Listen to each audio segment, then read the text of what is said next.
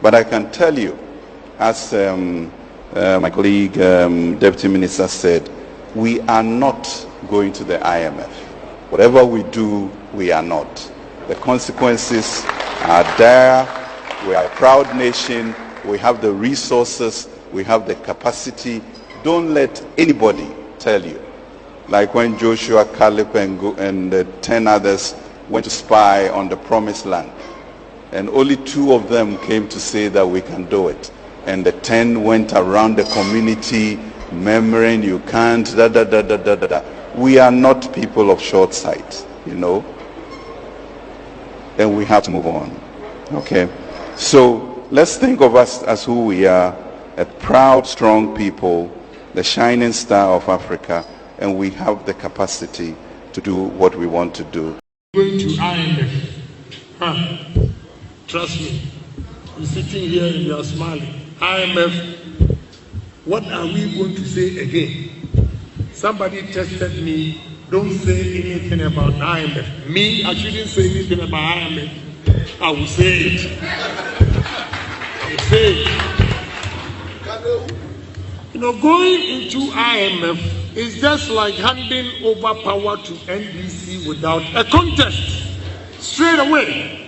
Because the noise we made, and I threw my own words back when I said NDC went to IMF because of mismanagement of the party, the government, or the economy. So if MPP is going to IMF, what am I going to say? What am I going to say? So breaking the 8 is going to be tough. You cannot use the face of those who took us to IMF to break the 8. It won't work. My message to you is simple.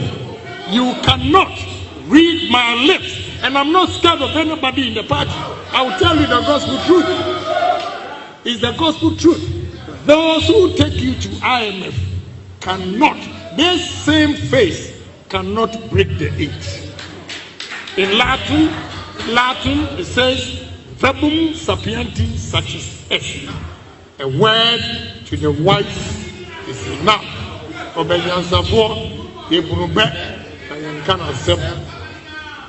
very, very sad today when I saw the publication that we are going to IMF.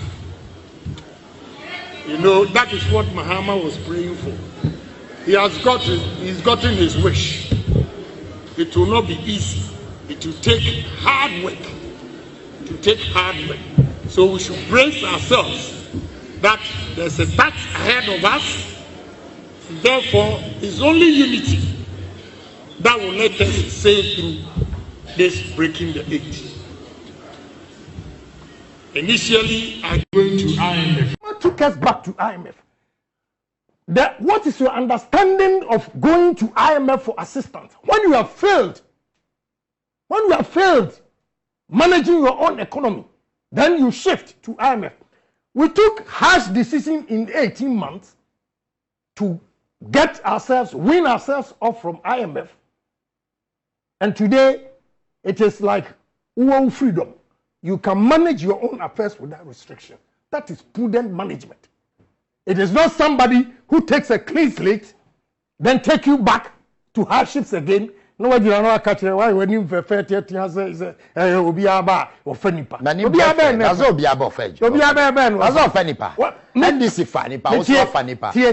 African leaders seek a dear one. Name Yasa, who offers the council on what they are called to a big room. Then you panel the investment. What do you say? Anti or minus semi air corner. Look, a lot of companies are going to fold up. Also, that bogus policy of the IMF and World Bank. Oh, Lord have mercy. I say, Lord, forgive them, for they don't know what they are doing. Sika 940 million is spread over 3 years. Okay? Me, will not me ba, me nana. Will start paying from 2024, 25, 26. And you will be what you say? Now, says Sika when I air ban.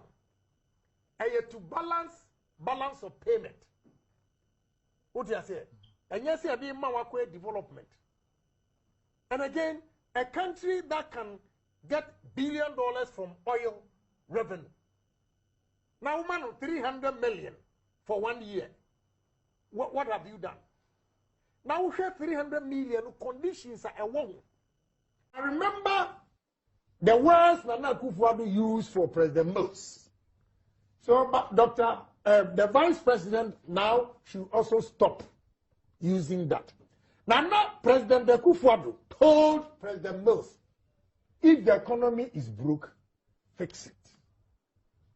So, Dr. Bawumia, the Vice President, if NDC has collapsed the economy, fix it.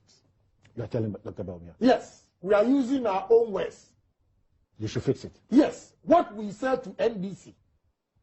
Nana said it. The president now said it. If the economy is broke, fix it. Fix it. They say, our own words, we are chewing it. Ghana for Tuaba Maya because him say NDC for collapse the economy. So no theories anymore. They're giving you the power. Where is Vice President Dr. Mahamudu Bawumia, chairman of the country's economic management team? Patients are suffering, students are suffering, traders are suffering, pensioners are suffering, drivers are suffering, contractors are suffering, civil servants are suffering, and farmers are suffering. Fishermen are suffering, and men are suffering. Women are suffering, and children and Ghanaians as a whole are suffering.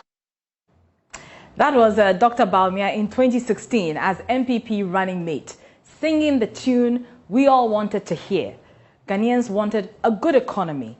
The youth wanted to be employed, a stable currency, great education, good roads, and of course, enough money in our pockets to buy fuel.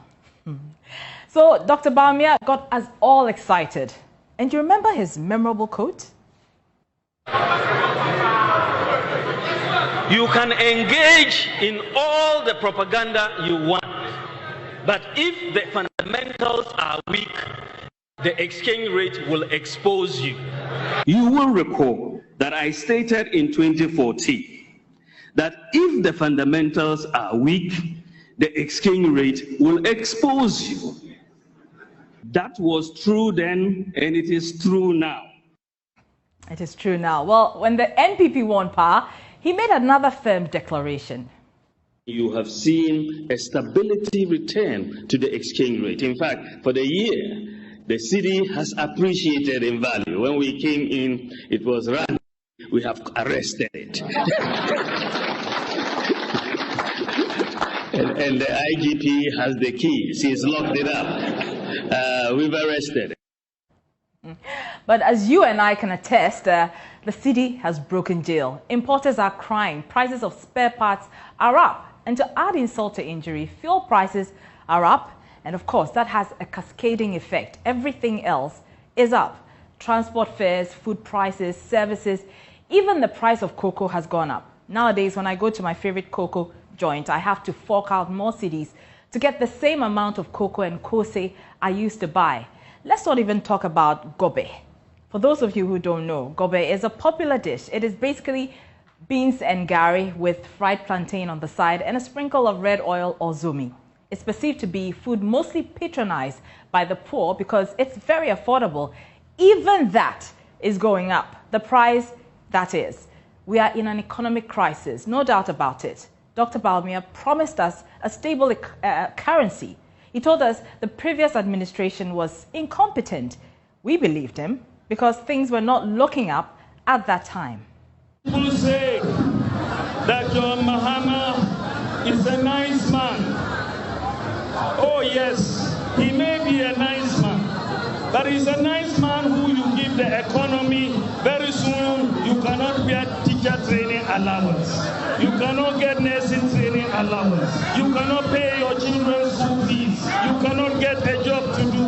Agriculture will be declining. Electricity prices will be going up. Is this the sort of nice man we want? be a nice man, but he's an incompetent nice man.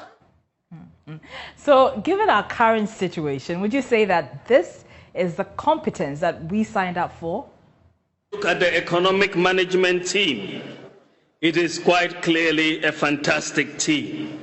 Professor Jambafo, Dr. Akotose, Dr. Afriye Akoto, Honorable Alan Chiramanting, Boachi Ejaku, Ken Oforiata, Senior Minister Yao Osafo Mafu.